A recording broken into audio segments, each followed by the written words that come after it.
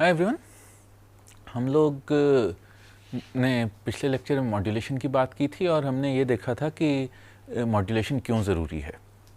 तो उसी में हमने ये भी देखा था कि मॉड्यूलेशन का मतलब होता है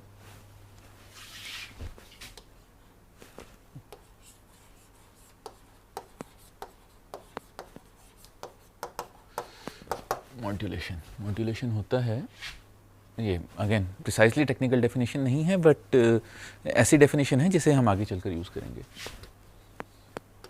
एक बेस बैंड सिग्नल को ऐसे पास बैंड में कन्वर्ट करना कि बेस बैंड सिग्नल कवर एक बेस बैंड सिग्नल को ऐसे पास बैंड में कन्वर्ट करना कि बेस बैंड रिकवर हो सके। तो हम पहले देख चुके हैं कि बेस बैंड सिग्नल्स क्या होते हैं और पास बैंड सिग्नल्स क्या होते हैं। तो अब हमारे पास जो काम है वो ये है कि हमारे पास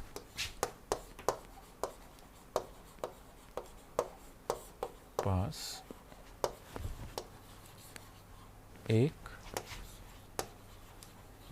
बेस बैंड है ST। हमारे पास एक बेस बैंड सिग्नल है ST जिसका फ्रीक्वेंसी रिस्पॉन्स अगर मैं बनाऊं तो ये मान लीजिए कि ये क्योंकि बेस बैंड है तो इसका फ्रीक्वेंसी रिस्पॉन्स ऐसा होगा। क्योंकि ये बेस बैंड सिग्नल है तो इसका फ्रीक्वेंसी रिस्पॉन्स कुछ ऐसा दिखेगा। अब मैं इस बेस बैंड सिग्नल को पास बैंड सिग्नल में कन्वर्ट करना चाहता हूँ, तो ये मैं कैसे करूँगा। तो हम इससे पहले इस फिगर पर आएँ। तो इस बेस बैंड सिग्नल को हमें पास बैंड में कन्वर्ट करने के लिए हमें जो चाहिए होगा उसे बोलते हैं कैरियर। मॉड्यूलेशन का प्रोसेस होता है कि, या मॉड्यूलेशन का जो फिजिकल प्रोसेस है वो ये है कि मैं फिजिकली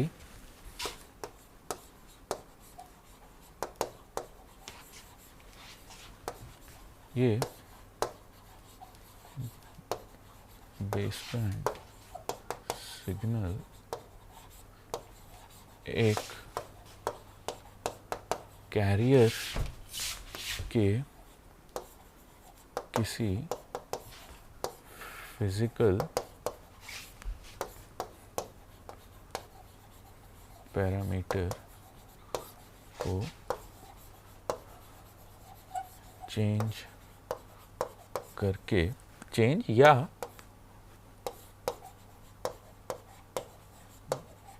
मॉड्यूलेट करके काम करता है। तो हमारे पास एक सिग्नल होता है जिसे हम बोलते हैं कैरियर सिग्नल, और हम उस कैरियर सिग्नल के किसी फिजिकल पैरामीटर को चेंज करके मॉड्यूलेशन करते हैं। अब वो क्या होता है या वो कैसे चेंज करते हैं वो हम देख सकते हैं। तो उसके लिए मुझे पहले कैरियर सिग्नल लिखना पड़ेगा। कैरियर सिग्नल आपने ऊपर भी देखा होगा, लिखा हुआ था, पर मैं कैरियर सिग्नल दोबारा लिख देता हूं। तो कैरियर सिग्नल मेरे पास जनरली इस फॉर्म में रहेगा, CT equals AC cos 2 pi FCT plus phi c। ये कैरियर सिग्नल है। अब इस कैरियर सिग्नल मॉड्यूलेशन का मतलब, जो मॉड्यूलेशन का टेक्निकल मतलब हम निकालते हैं, वो होता है कि इस कैरियर सिग्नल के किसी फिजिकल पैरामीटर को चेंज करके एक बेस बैंड सिग्नल जनरेट करना। बेस बैंड सिग्नल कैसे जनरेट होगा उस सब की बात मैं करूंगा। इस कैरियर सिग्नल के किसी फिजिकल पैरामीटर को चेंज करके एक बेस बैंड सिग्नल जनरेट करना जिससे कि मैं मैसेज सिग्नल को वापस रिकवर कर सकूं। तो ये एक कैरियर सिग्नल है और इसके 3 फिजिकल पैरामीटर्स हैं जिन्हें मैं बदल सकता हूं। एक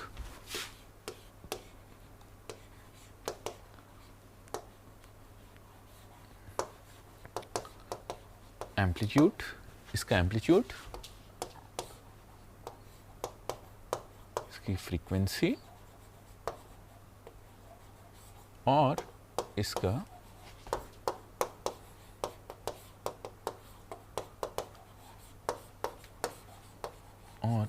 इनिशियल फेज। इसका एम्पलीट्यूड, फ्रीक्वेंसी और इनिशियल फेज, इन 3 पैरामीटर्स को बदलकर मैं कैरियर सिग्नल से मॉड्यूलेटेड सिग्नल जनरेट कर सकता हूं जो कि एक पास बैंड सिग्नल होगा। तो इसी में हमें 2 तरह की मॉड्यूलेशन देखने को मिलती है। एक, या इस कोर्स में हम 2 तरह की मॉड्यूलेशन देखेंगे। एक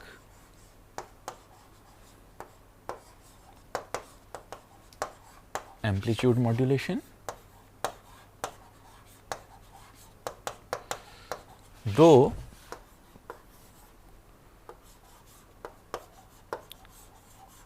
एंगल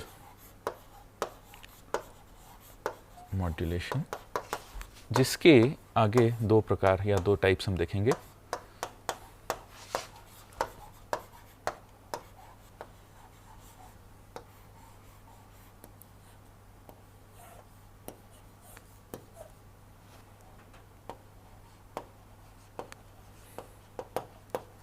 फ्रीक्वेंसी मॉड्यूलेशन और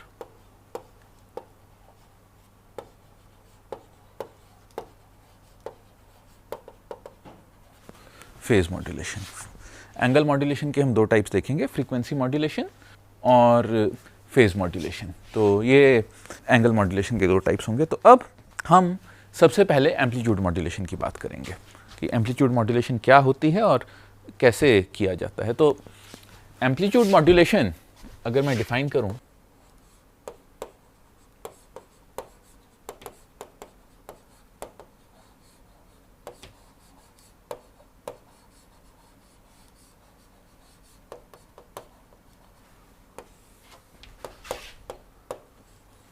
मैसेज सिग्नल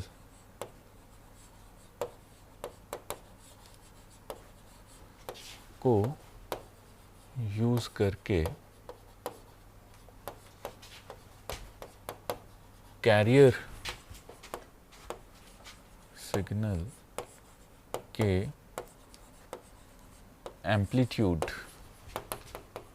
मैसेज सिग्नल को यूज करके कैरियर सिग्नल के एम्पलीट्यूड को ऐसे मॉडिफाई या मॉड्यूलेट करना कि कैरियर सिग्नल की उस मॉड्यूलेटेड सिग्नल में से मैसेज सिग्नल वापस निकाला, ऐसे मॉड्यूलेट करना कि उसमें से मैसेज सिग्नल वापस निकाला जा सके। इसे हम एम्पलीट्यूड मॉड्यूलेशन कहते हैं। अब जो सवाल है कि हम एम्पलीट्यूड मॉड्यूलेशन करते कैसे हैं, तो हमारे पास, मैं दोबारा लिख देता हूं, एक मैसेज सिग्नल है, इसे मैं अब एमटी कह देता हूं नोटेशन को साफ रखने के लिए। तो एक मैसेज सिग्नल है एमटी और एक कैरियर सिग्नल है सीटी। और मैं मैसेज सिग्नल एमटी को यूज करके कैरियर सिग्नल के एम्पलीट्यूड को ऐसे बदलना चाहता हूं कि मैं उससे एमटी को वापस निकाल पाऊं। तो ये कैसे करते हैं ये देखते हैं। अब हम एमटी और सीटी को मिलाकर एसटी, हम एमटी और सीटी को मिलाकर एसटी बनाएंगे, जो कि एसटी होगा कुछ इस तरह से, ST equals 1 KA T into S T होगा 1 plus K A M T into C T, यानी कि A C 1 plus K A M T cos 2 pi F C T plus phi naught plus phi C. ये हमारा amplitude modulated signal होगा। यहाँ मैं ये देख सकता हूँ कि एस टी का एम्पलीट्यूड किसी भी टाइम टी पर एस टी का एम्पलीट्यूड होगा, किसी भी टाइम टी पर एस टी का एम्पलीट्यूड होगा A C 1 plus K A M T, A C times 1 plus K A M T. तो मैंने एक ऐसा सिग्नल जनरेट कर दिया है। अब इसे मैं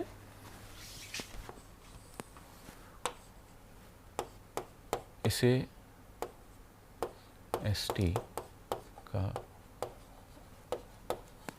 एनवेलप, लिफाफा मत कहिएगा, एनवेलप,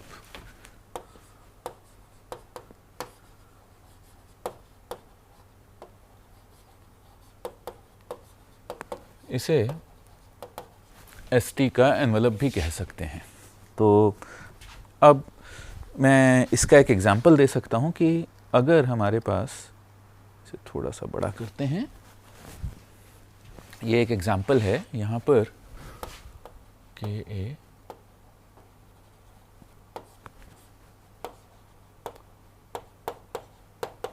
के ए 0.3 है। यहाँ पर मैं एक सिंपल एग्जाम्पल ले रहा हूँ जहाँ सी टी कॉस 100t है और कॉस 2 पाई 100t है, और ये cos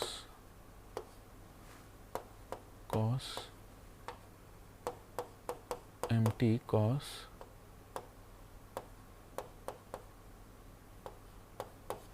C T cos 2 pi 100t है और M T cos 2 pi T है। तो यहाँ पर जो इन्हें एम्पलीट्यूड मॉड्यूलेट करके एस टी का एनवेलप आएगा वो कुछ ऐसा दिखेगा, और ये के 0.3 के लिए तो ये है, मैं एस टी लिख सकता हूँ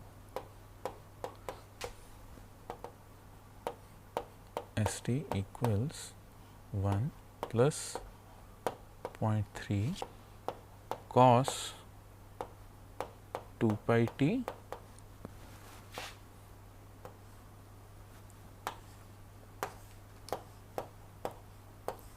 cos 2 pi cos 2 pi T cos 2 pi 100t। तो ये एस टी है। अब यहाँ पर मैं, आप ये देख सकते हैं कि एक तरह से जो एस टी का एनवेलप है या एस टी का आउटर एम्पलीट्यूड है वो एम टी के साथ ही वेरी कर रहा है। ये सी टी है कैरियर, और आप देख सकते हैं कि एस टी का एनवेलप इसके साथ वेरी कर रहा है। तो ये सिंपल एम्पलीट्यूड मॉड्यूलेशन है। अब इस सिंपल एम्पलीट्यूड मॉड्यूलेशन के लिए भी हमें दो कंडीशन सेटिस्फाई करनी पड़ती हैं, या इस सिंपल एम्पलीट्यूड मॉड्यूलेशन को लाने में भी दो ऐसी मैथमेटिकल कंडीशंस हैं जिनका फॉलो किया जाना ज़रूरी है। वो दो कंडीशंस क्या है वो हम देखते हैं। पहली कंडीशन है F C should be much larger than W. अगर M T low pass signal है जिसकी बैंडविड्थ तब एफ सी डब्ल्यू से बहुत बड़ा होना चाहिए। ये पहली कंडीशन है। दूसरी कंडीशन है कि के ए एम टी हमेशा वन से बहुत छोटा तो नहीं, K M T should be less than और इक्वल टू 1, ये, या max of Ka mt should be less than or equal to, less than or equal to, should be less than or equal to 1। ये दो conditions हैं और ये maximum of KAMT इस modulated signal का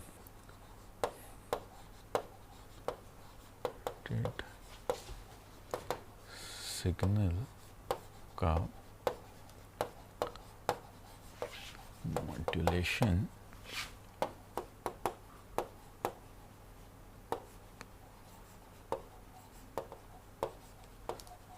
maximum of KAMT इस modulated signal का modulation index कहलाता है और इसे हम म्यू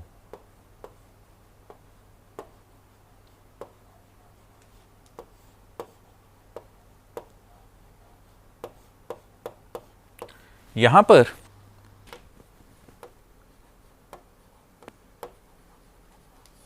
एग्जाम्पल केस में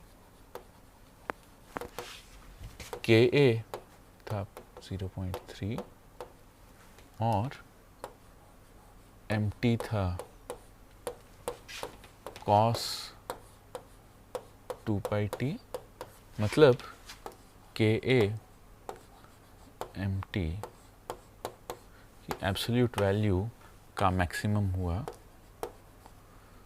0.3, जो कि इस AM का मॉड्यूलेशन इंडेक्स है। तो इस AM के लिए मैं मॉड्यूलेशन इंडेक्स लिखूंगा म्यू इक्वल 0.3। हमने अभी ये कहा है कि म्यू इक्वल 0.3 होना चाहिए, पर हम नेचुरली अगर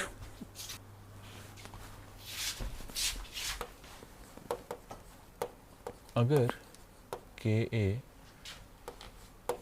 1 से ज़्यादा है या अगर म्यू 1 से ज़्यादा है,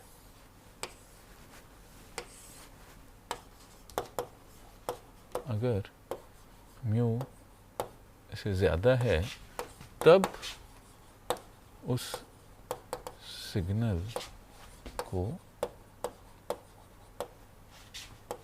ओवर मॉड्यूलेटेड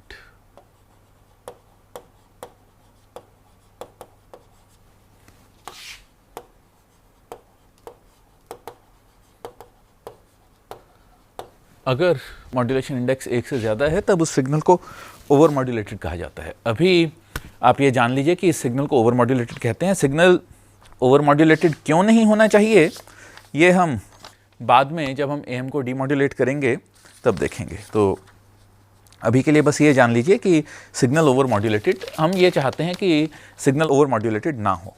तो अब मान लीजिए कि हमारे पास, जैसा कि हमने शुरू में कहा था, मेरे पास एक एम्प्टी है, मैं इसे एम्प्टी कर देता हूं।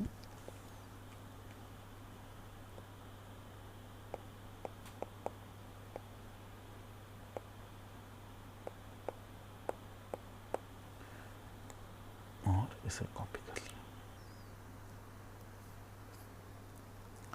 अब इसे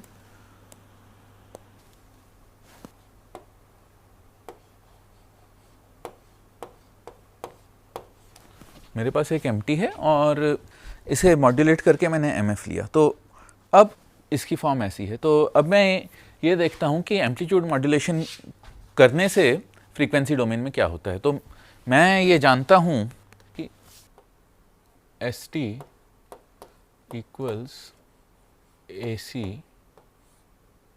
1 प्लस KA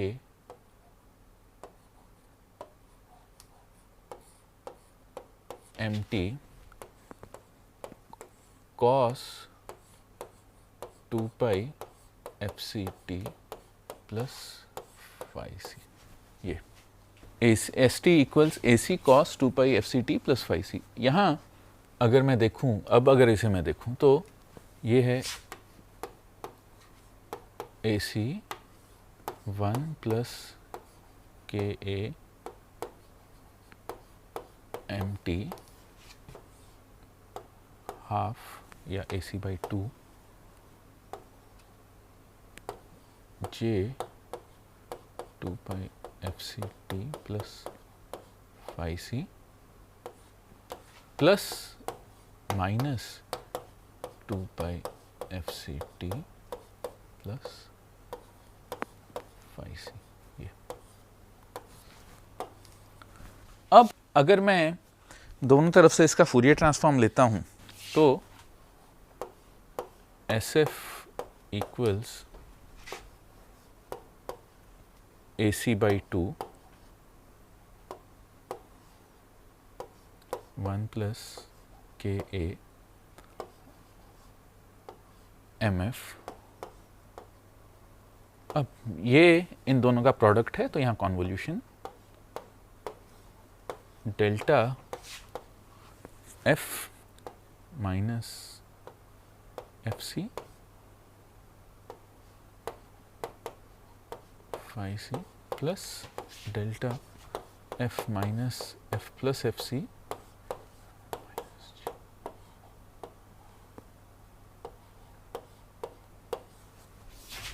इक्वल्स। अगर अब सिंप्लिसिटी के लिए कुछ देर चीज़ों को सिंपल रखने के लिए हम ये करते हैं, आगे की कैलकुलेशन से पहले आगे कैलकुलेशंस के लिए हम बिना किसी प्रॉब्लम के मान सकते हैं कि फाई सी 0 है। ये कैसे हो सकता है? आप आगे कैलकुलेशंस के लिए बिल्कुल आराम से मान सकते हैं कि फाई सी 0 है और इसे ध्यान में रखते हुए एस एफ बना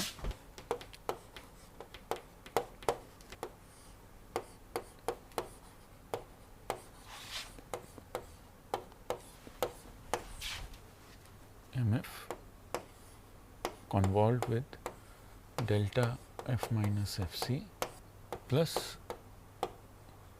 सॉरी ये 1 का फूरियर ट्रांसफॉर्म डेल्टा f होगा, delta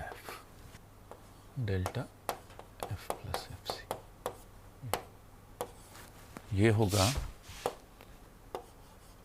A C by 2 delta f minus F C plus delta F plus F C plus K A M F minus F C plus K A M F plus F C. ये तो ये कुछ ऐसा दिखेगा। अगर मेरे पास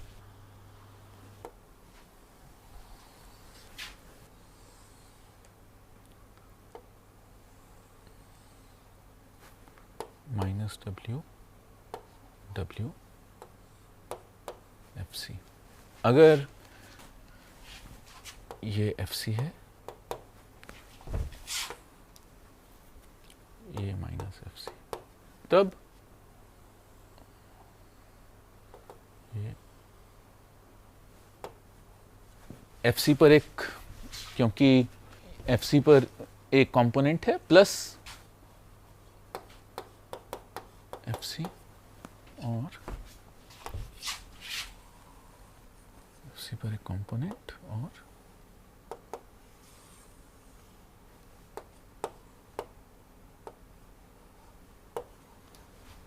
F C पर दूसरा कंपोनेंट, तो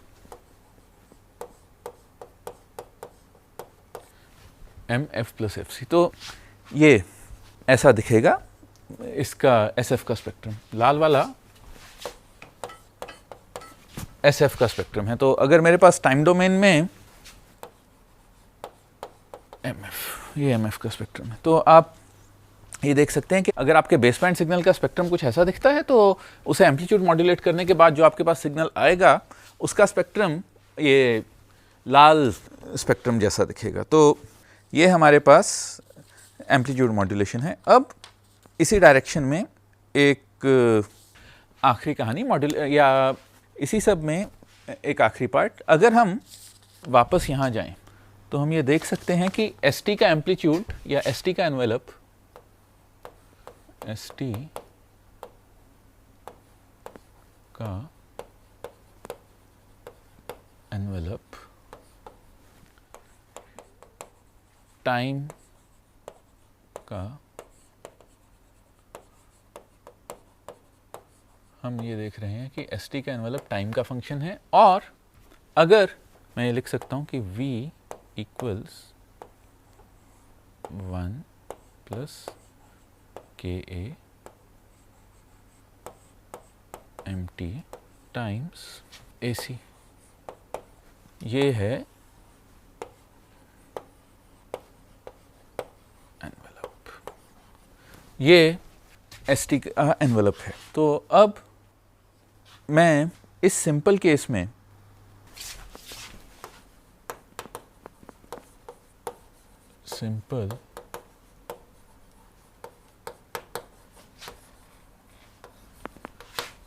सिंपल साइनोसॉइड के लिए V इक्वल्स या VT कहना ज़्यादा अच्छा रहेगा, VT equals 1 plus KA cos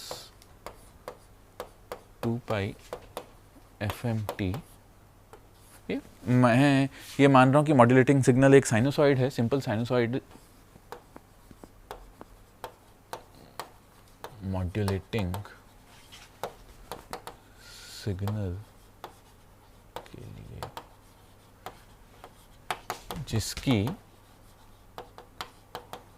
frequency FM है ये, और Vmax होगा 1 प्लस KA या AM, अगर इसका एम्पलीट्यूड भी मैं AM इंट्रोड्यूस कर दूं, और min होगा 1 माइनस KA AM जो कि होगा 1 प्लस म्यू, AC भी लगा देता हूँ AC, और ये होगा 1 माइनस म्यू AC। तो यहाँ Vmax और Vmin को थोड़ा सा उलट पलट करते हुए मैं ये देख सकता हूँ Vmax by Vmin equals 1 plus mu divided by 1 minus mu. Vmax plus Vmin बराबर है 1 प्लस म्यू 1 माइनस म्यू। अब इसे हमने स्कूल में कॉम्पोनेंटो डिविडेंडो पढ़ी है, वो प्रॉपर्टी यूज़ करते हुए, मतलब Vmax plus Vmin divided by Vmax minus Vmin, Vmax minus Vmin divided by Vmax plus Vmin होगा 2 म्यू डिवाइडेड बाई 2 या होगा म्यू। तो मॉड्यूलेशन इंडेक्स की एक दूसरी डेफिनेशन मेरे पास आ जाती है,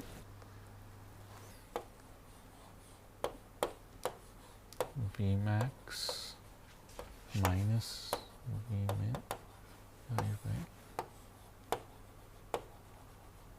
प्लस, ये मॉड्यूलेशन इंडेक्स की एक दूसरी डेफिनेशन है।